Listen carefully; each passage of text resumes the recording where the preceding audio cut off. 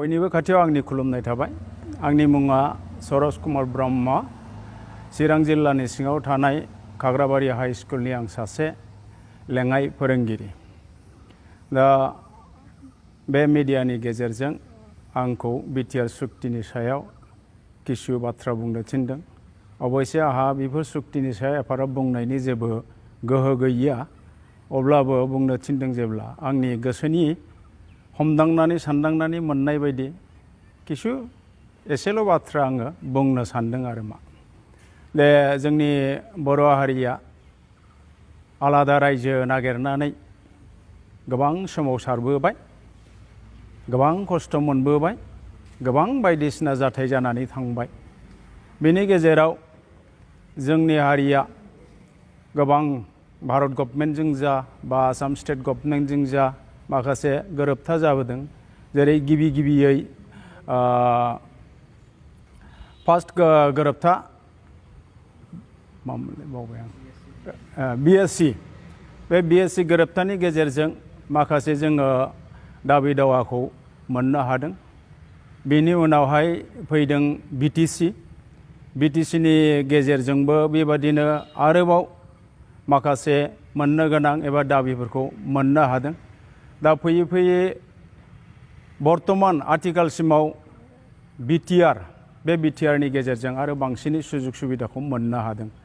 दा बेफोरखौ नायोब्ला जोंनि जि बर' हारिनि आलादा बर' रायजो मोननानै गोजोनै रायजो जानो साननायनि जि थांखि, बे थांखिनि जाफुंनायखौ जों जुदि एसेब्लाबो सानखान्थि हिसाबै बुंनो थाङोब्ला गिबि गोरोबथायाव जेनेबा फवासे मोनबाय होननाय बायदि, नैथि गोरोबथायाव फवासे मोनबाय होननाय बायदि, थामथि गोरोबथा नै आथिखालाव आरो फवासे मोनदेरबावबाय होननाय बायदि।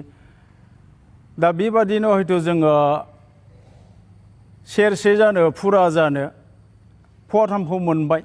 निस्सय जा एसे फवासेनि जख' दंबावो, मिन्स जे जोंदि फुरा बड'लेण्ड मोननो लुबैदों एबा बड'लेण्ड मोननायनि गेजेरजों जोंनि रायजोखौ आलादा हारिनि रायजो हिसाबै मोननो लुबैदों।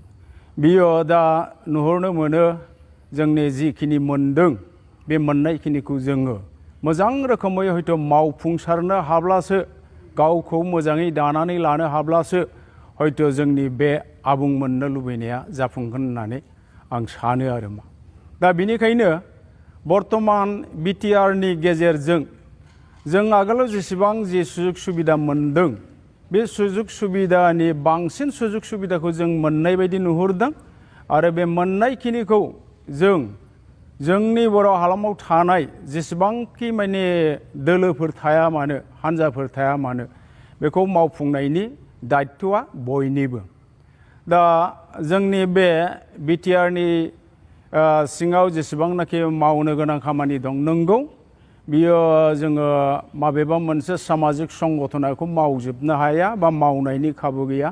जिहेथु बे हाबाफारिया गासिबो सरकारजों पलिटिकेलिसो बे हाबाफारिफ्रा जाफुंगोन आरो मा। दा बे हिसाबै जोंहाबो जोंनि बिटिआराव गभर्नमेन्ट दानायनि फर्म गणतन्त्र हिसाबै बिनि माबायाबो दंखायो। दा बे बेलायावहाय जोङो बे हाबाफारिखौ मावफुंनो थांनायाव गणतान्त्रिक भाबै राजखान्थिनि गेजेरजों गोहोखौ लाबोनानै मावफुंनो नाजानांगोन। नाथाय बेखौ मोननो थाखाय जों नाजालायनायनि गेजेराव गोबां माने नङि माखासे बाथ्राफोरखौ गावजों गाव माने फिदिंलायबाय थानानै गाव गावनि गेजेराव गोबां जुदि उगुल थुगुल लाबोयोब्ला निस्सय आं सानो जोंनि जेसेबां मोननो हादों, बे मोननो हानायनि हाबाफारिया जाफुंनाया माबायदि जागोन। आरो बे हाबाफारिया मोजाङै मोजां जुदि जाफुङाब्ला जोंनि आबुं बड'लेण्ड रायजो मोननो लुबैनाय, बियो माबायदि जाहैगोन हयथ' बेखौ सानसुमा बयबो गेदेर गोलाव रायजो राजाफ्रा मोनथिगौ आरो मा। दा पलिटिकेलि बिजनेसखौ जोङो माखासे पावाराव फैनानै सेन्ट्रेल गभर्नमेन्टजों जा स्टेट गभर्नमेन्टजों जा जायजोंखि जाया मानो जोंनि बे मोननायखौ मावफुंनांगोन। दा जों बायदिसिना दा नुनो मोनदों बर्तमाननि जे आबहावायाव बायदि बिथिंनि माने मिथिं दावथिंना जा बा बायदि माबायावनो जा जों माने माखासे जेबो गैथारा एबा बेजों मा जानो होननाय खिन्थु बेथ' नंजोबा जि बिटिआरनि एग्रिमेन्ट बे एग्रिमेन्टआथ' जेबो गैयिनि बाथ्रा नङा बहायथ' दङ बेखौ गोरों गोरा सानसुमा बिथांमोना बिजिरना नायबानो नुगोन नंगौ माबा मोनसे आलादाद्राय माबा बहाय माने फुरा बिटिएडि माबाया बड'लेण्डआ आलादा जाथारनायनि हयथ' बाथ्राया गैया खिन्थु मर पावार बा मर फेसिलिटिस माखासेखौथ' नुनो मोनोना दा जिखिनि मोनदों हयथ' बेखौनो जों मोजाङै मावफुङोब्लासो सेन्ट्रेल गभर्नमेन्टआनो जा स्टेट गभर्नमेन्टआनो जा सेटिसफाइड जाबासो हयथ' जोंनो बे बड'लेण्डखौ होफुंनायनि बिथिङाव हयथ' बिसोरो साननो गोनां जाहैगोन दा बेबायदि रोखोमै जुदि जोङो खौसे जानानै मावनो हायाब्ला एबा मावब्लासो जोंनि बे